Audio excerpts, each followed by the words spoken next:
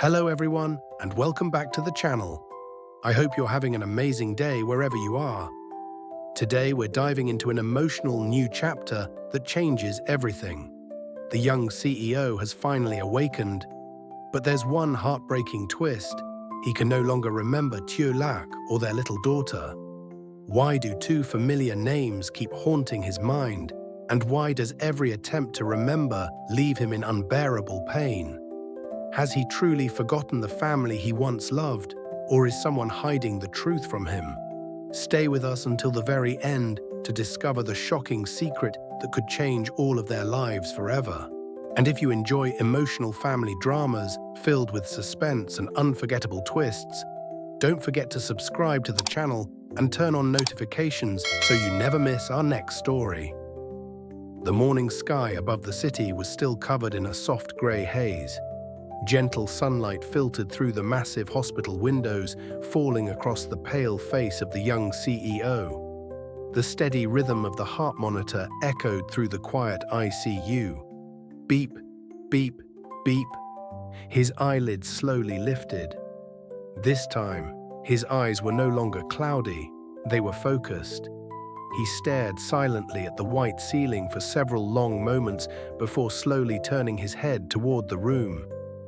A young nurse immediately smiled. "You're awake.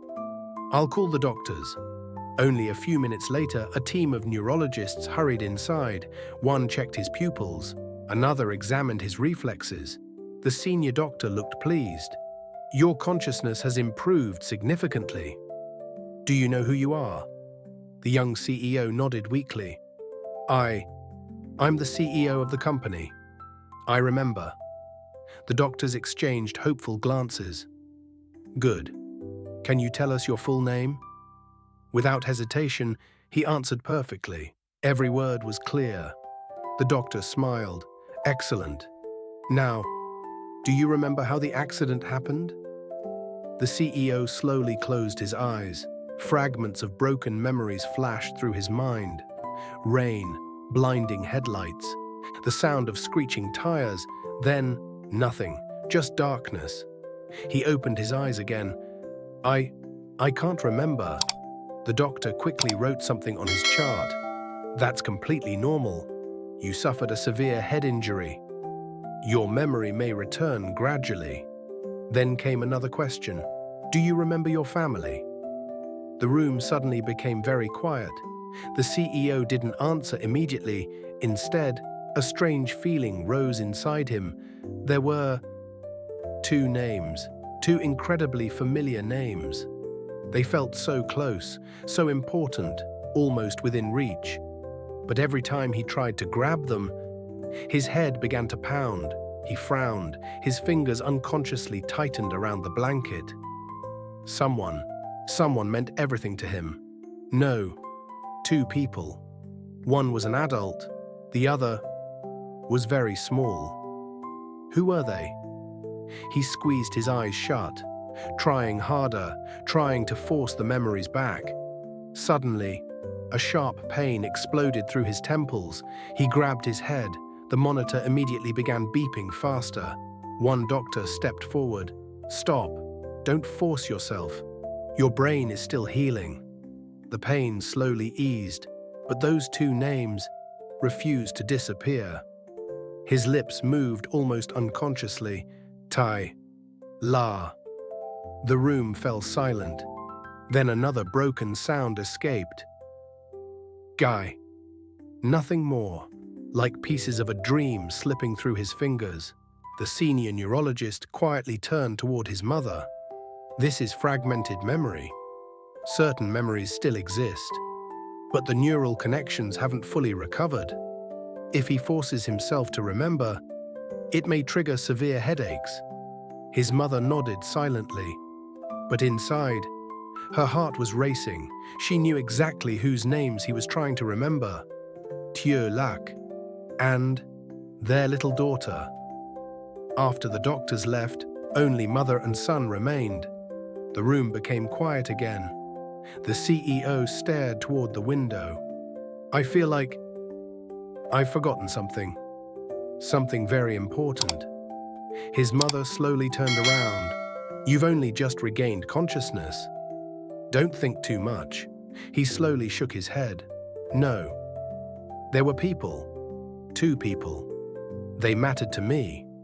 I know they did. But I can't remember who they are.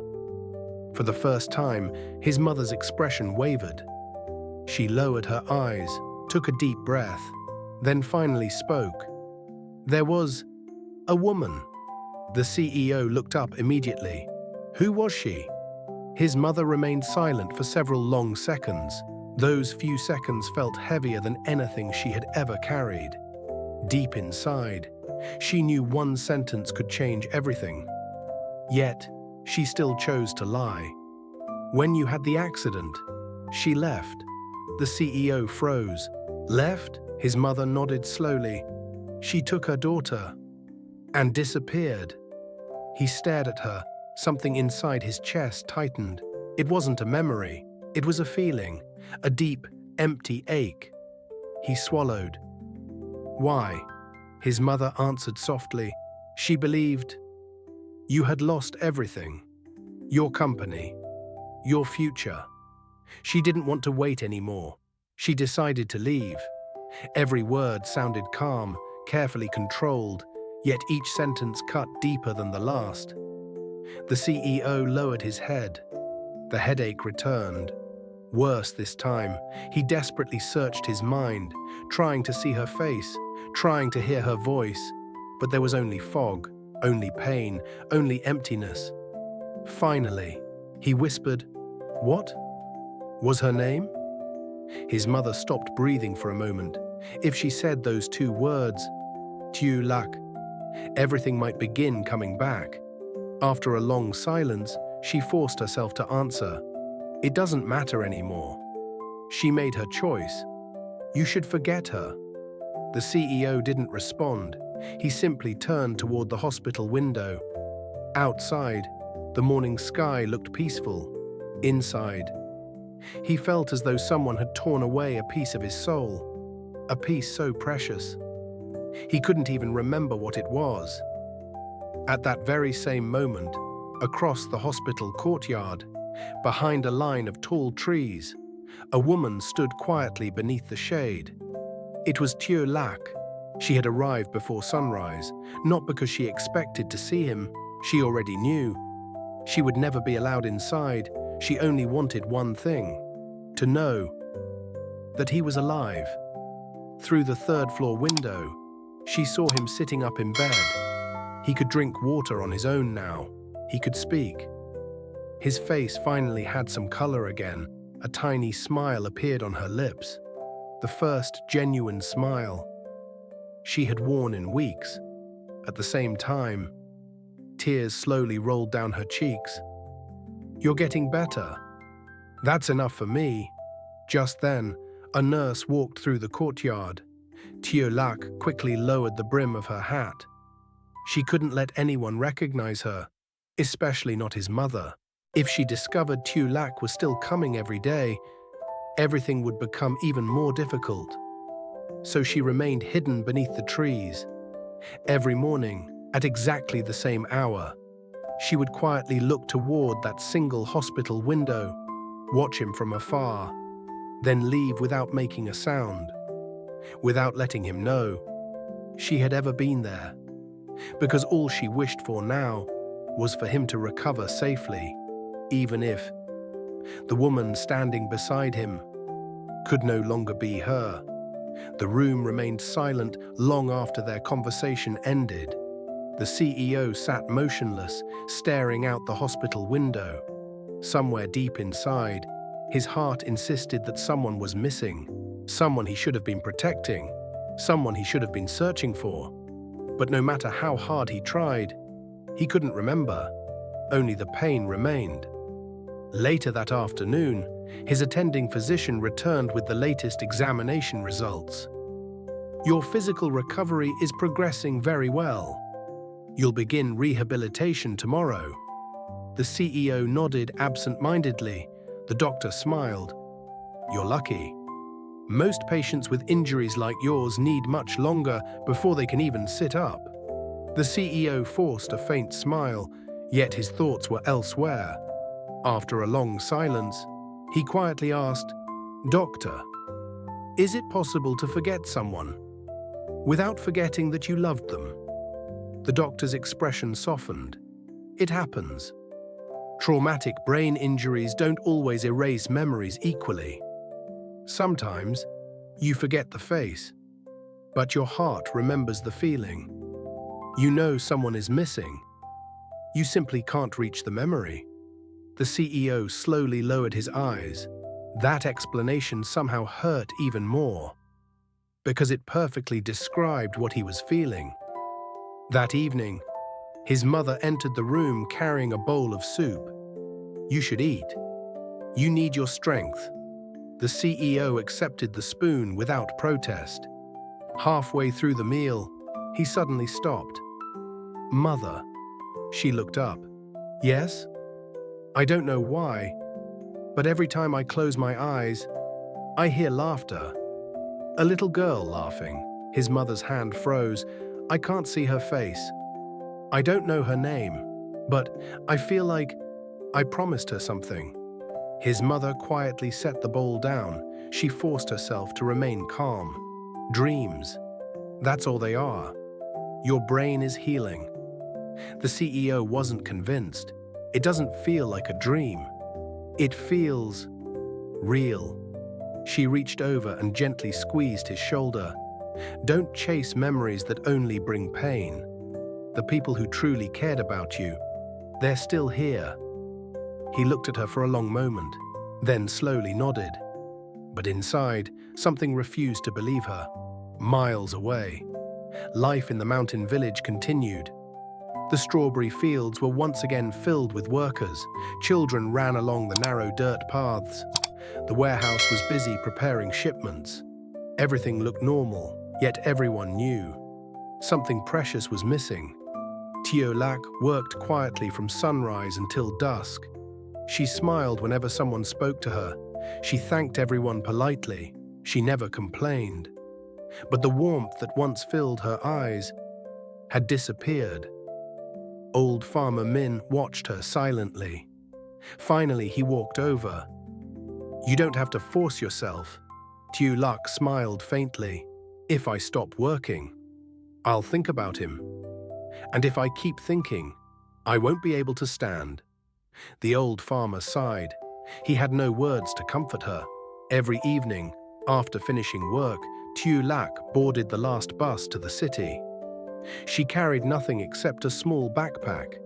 Inside, there was only a bottle of water, a handkerchief, and a tiny family photograph. She never entered the hospital. She never tried. Instead, she stood across the street beneath the same large maple tree, looking toward the third-floor window. Sometimes, the curtains were closed. Sometimes, she could see him sitting in bed, reading, talking with doctors, or simply staring into the distance. Whenever she saw him, her heart finally relaxed. "You're alive. That's enough." Then, she quietly boarded the final bus home, night after night, without him ever knowing. Inside the hospital, the CEO's rehabilitation began. Each day he grew stronger. He could walk short distances. His speech became clearer. His memory of business also returned surprisingly fast. He recognized company executives, board members, major investors, financial reports, even contract details. Everyone praised his remarkable recovery, but one mystery remained. Every now and then, his mind would suddenly freeze. A strange sadness would wash over him, for no reason he could explain. One afternoon, he paused while signing a medical document. Without thinking, he wrote only one word, "Ty." He frowned. What? Was I writing? He stared at the unfinished letters. His head throbbed again. The nurse noticed immediately. "Please don't push yourself."